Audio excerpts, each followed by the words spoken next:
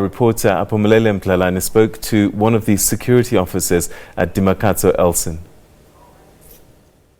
This municipality has been placed under administration, knowing that it has been failing to provide services around Mangaung Metro, and also there's been a series of issues ranging from not being able to pay workers on time. This is not the first time we come across a situation like this, but now we have visited Dimakatso Elson's home. She's one of the 129 workers who has been working for Conditional Security Risk Management that has been contracted by Mangaung Metro for 2 years.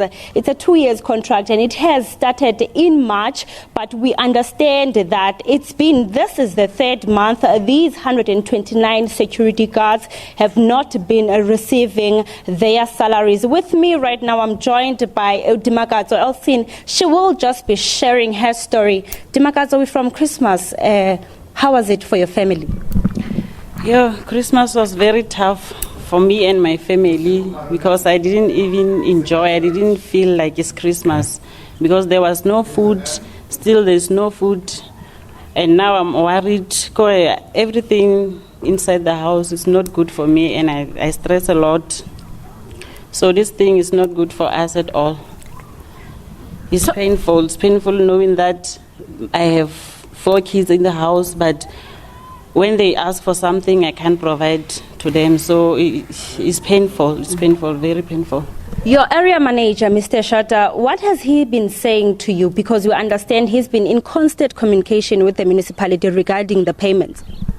Our manager, Mr. Shata Midoi, always tells us that the money will get into our banks since from the 1st December.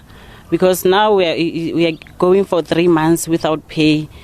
We even stopped going to work because we see no use of going to work but not get paid.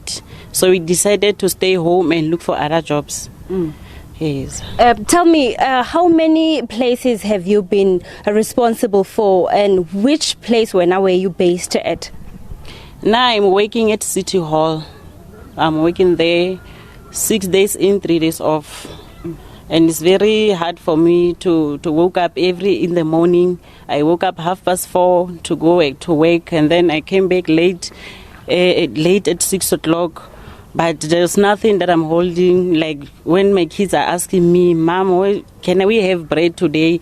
I don't have money to buy even them for a bread or something. It's always porridge.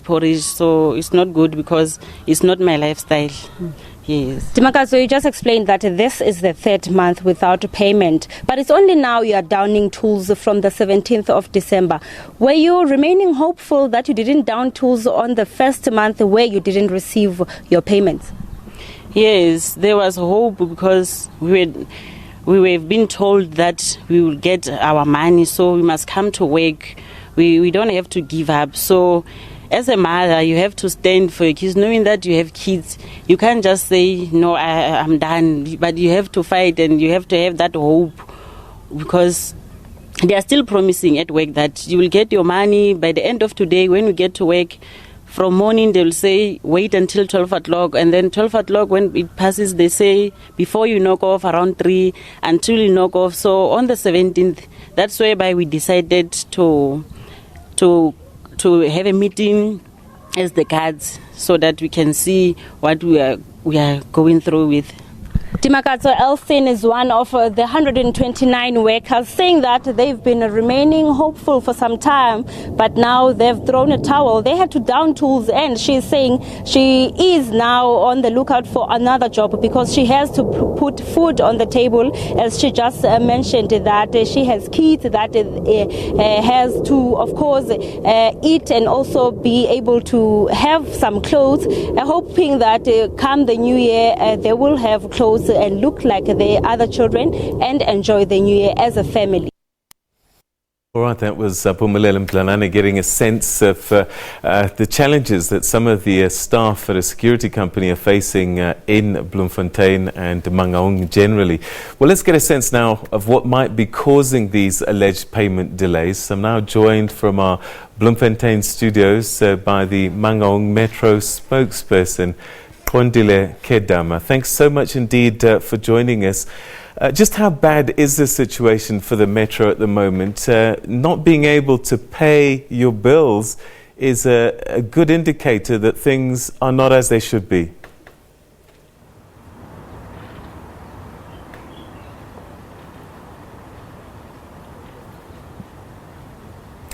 Hello, Mr. Khedama, can you hear me? Peter.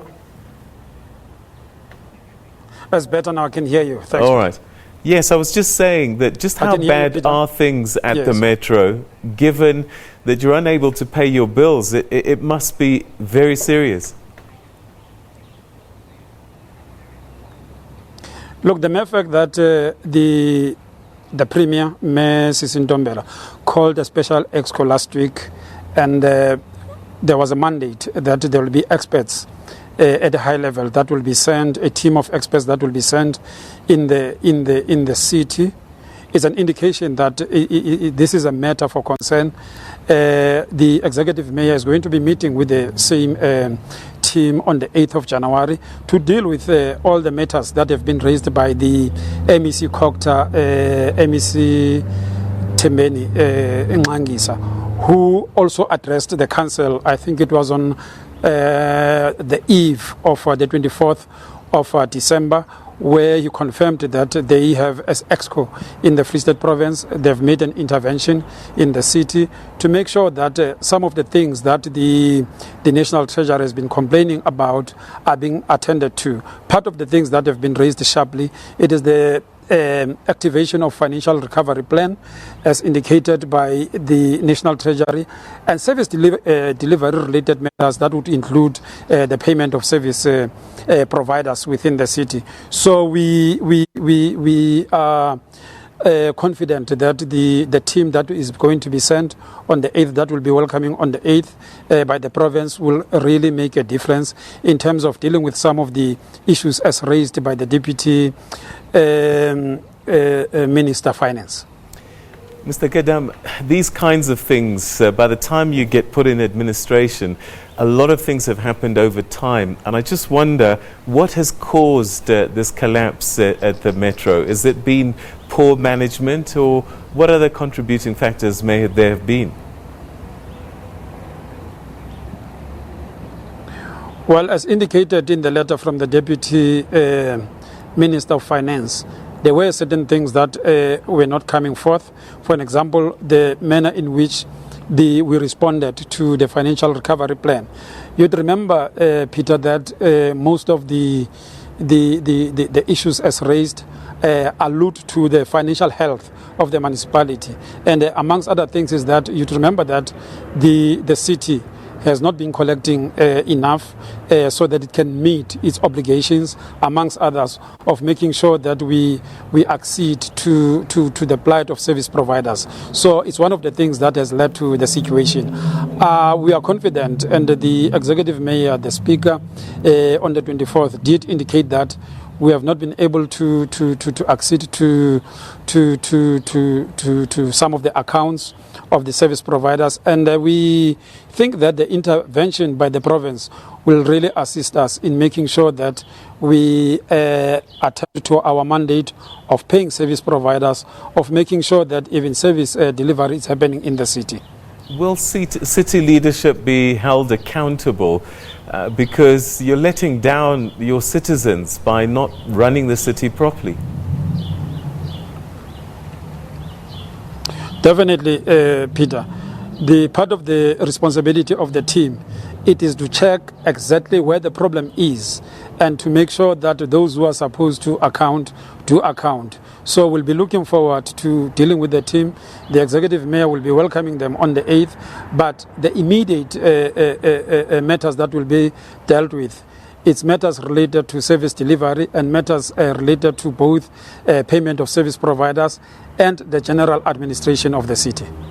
Well, let's talk about service delivery. We've just heard the testimony of a security person who hasn't been paid for a few months and said that she's stopped going to work. Is there a deterioration in service delivery, and essential services must be under threat? Well, I must indicate that we've been able to execute when it comes to essential services. Yes, we had hiccups here and there. For example, if you look at our waste collection rate, it has dropped a bit. But these are some of the things, Peter, I must indicate that they have raised a concern amongst the leadership of both the province and the city. That is why we are welcoming the intervention as proposed or suggested by the province and the MEC COCTA in the province. So that has to be given a chance. The team has to be given a chance, and obviously where there are gaps, I am sure that there will be interventions. For example, in making sure that the financial recovery plan is executed to the latter, because that is one of the concerns that was raised by the National Treasury. Because remember, the metros are mandatory, so they account to the National Treasury and the Finance Department. So these are the things that will be, dealing with the first thing of January 2020, in making sure that we don't let the citizens of Mangaung down, because the reality is that everybody can pick it up that there are challenges, particularly when it comes to payment of service providers. There's an indication that conditional grants were being underspent, meaning perhaps that these funds were being spent on other issues, maybe operations, and so there's a misspending happening which directly affects citizens. Well, the issue of execution of some of the projects that are funded through a grant has been raised by both the executive mayor and his team, and part of the discussions that we had with the team of the premier, which is MEC Provincial Treasury. These are the things that will be looked into. Where there's a need for the experts that are recommended to come to the city to intervene, I'm sure they'll be putting their foot down in making sure that the underspending when it comes to some of the projects that are funded by the National Treasury are being dealt with. It's not too late, I must indicate, Peter.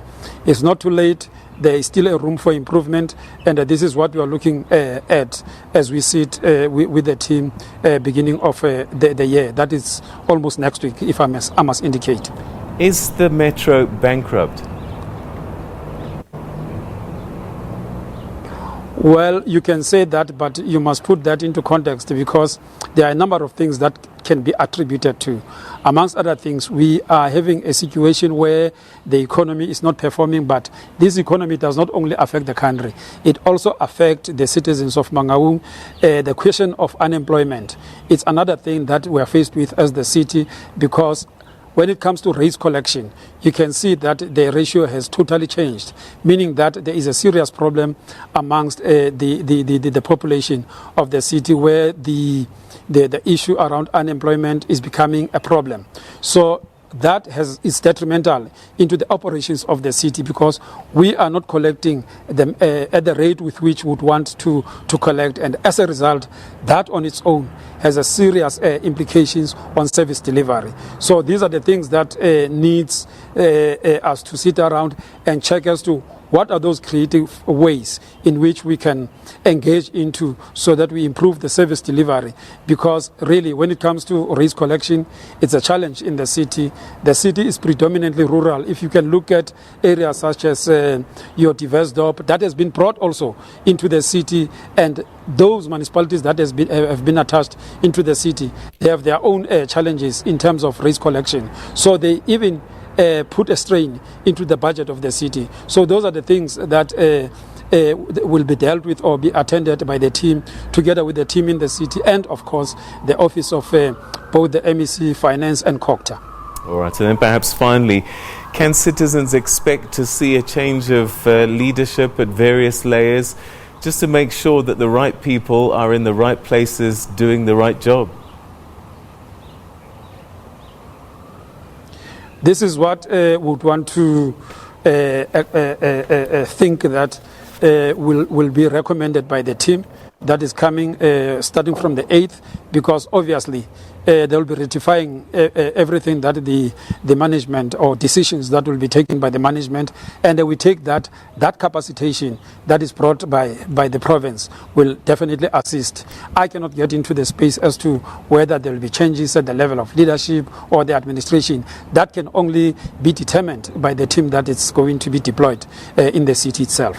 All right, Mr.